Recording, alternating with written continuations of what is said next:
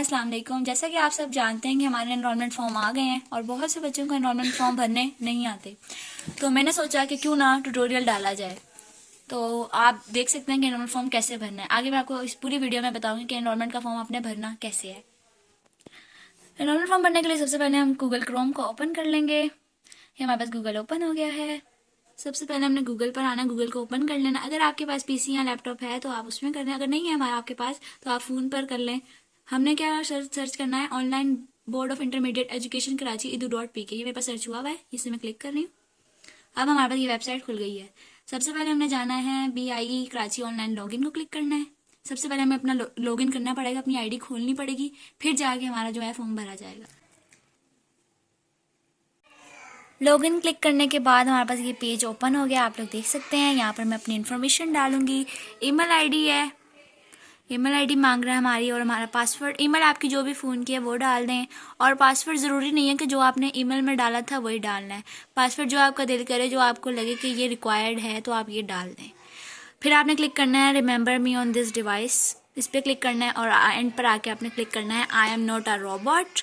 इस पर क्लिक करने के बाद आपने क्लिक करना है register as a new user. Login को क्लिक नहीं करना है, आपने register as a new user पे क्लिक करना है, क्योंकि आप लॉगिन नहीं कर रहे, नई आईडी बना रहे हैं। मैंने अपनी सारी इन्फॉर्मेशन डाल दी, उसके बाद register as a new user पर क्लिक कर दिया और अब मेरे पास ये पेज ओपन हो गया है। यहाँ पर भी कुछ इन्फॉर्मेशन हमसे मांगी गई है, मतलब नेम हो गया, डेट ऑफ बर्थ हो गई, हमारा फ़ोन नंबर हो गया।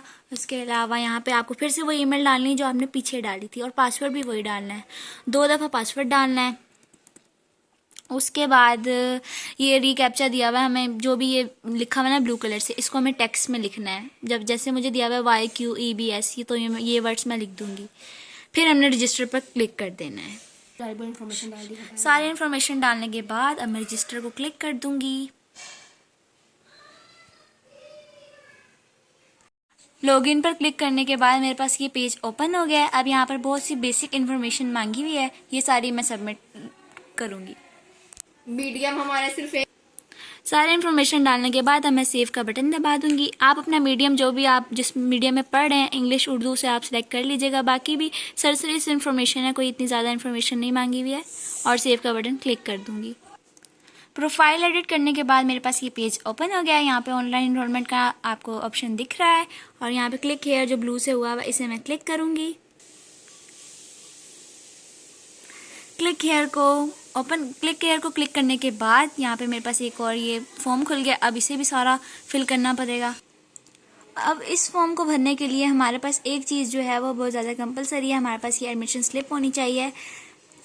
वो एडमिशन स्लिप जो हमें कॉलेज से मिली हुई है। अब जैसे मेरे पास मेरे कॉलेज की स्लिप ये रही, और इस पे जो हमें इसके लिए चाहिए रेसिपिट नंबर कॉलेज का, और कॉलेज की जो एडमिशन की डेट है वो चाहिए।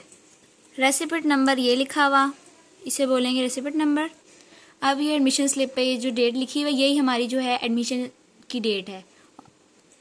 सब कुछ लिखने के बाद अभी नेक्स्ट का बटन शो हो रहा है, इसे क्लिक करेंगे।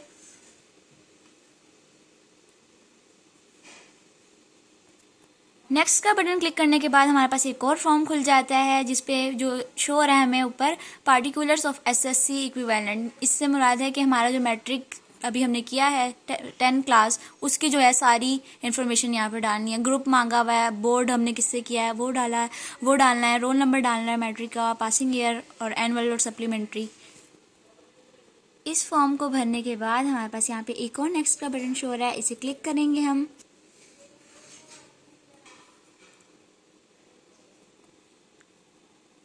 नेक्स्ट का बटन क्लिक करने के बाद हमारे पास ये शो हो रहा है, हमारे पास कैंडिडेट इन्फॉर्मेशन। यहाँ पे हमारी जो सारी इन्फॉर्मेशन थी वो आ गई है। अब हमें फिर से एक दफ़ा नेक्स्ट का बटन क्लिक करना है। अब हमारे पास सारे जो हमने फॉर्म्स थे वो भर लिए हैं। अब बारी आती है डॉक्यूमेंट्स की। डॉक्यूमेंट में हमसे ये मांग रहे हैं, एडमिशन स्लिप मांग रहे हैं, हमारी मैट्रिक की मार्कशीट मांग रहे हैं, और अगर आप दूसरे बोर्ड से हैं, जैसे हम तो ज़्यादातर बच्चे फेडरल के हैं, तो हमें अपना माइग्रेशन सर्टिफिकेट जो हमें फेडरल से मिला है वो हमें डालना होगा, और हमारी एक तस्वीर जो है कैंडिडेट की जो पिक्चर है वो भी यहाँ पे डालनी है। और अब मैं आपको बताती हूँ कि पिक्चर डालनी कैसे है। अब सादे कैमरे से हम पिक्चर्स खींचते हैं तो वो नहीं हम डाल सकते। इसके लिए तस्वीरें लेने के लिए हम एक ऐप डाउनलोड करना पड़ेगा, JPG कन्वर्टर। वो मैं डिस्क्रिप्शन में उसका भी नाम लिख दूंगी, वो आप देख सकते हैं, वो ऐप भी मैं डाल दूंगी। सारे डॉक्यूमेंट्स को सबमिट करने के बाद हम सेव का बटन दबाएंगे।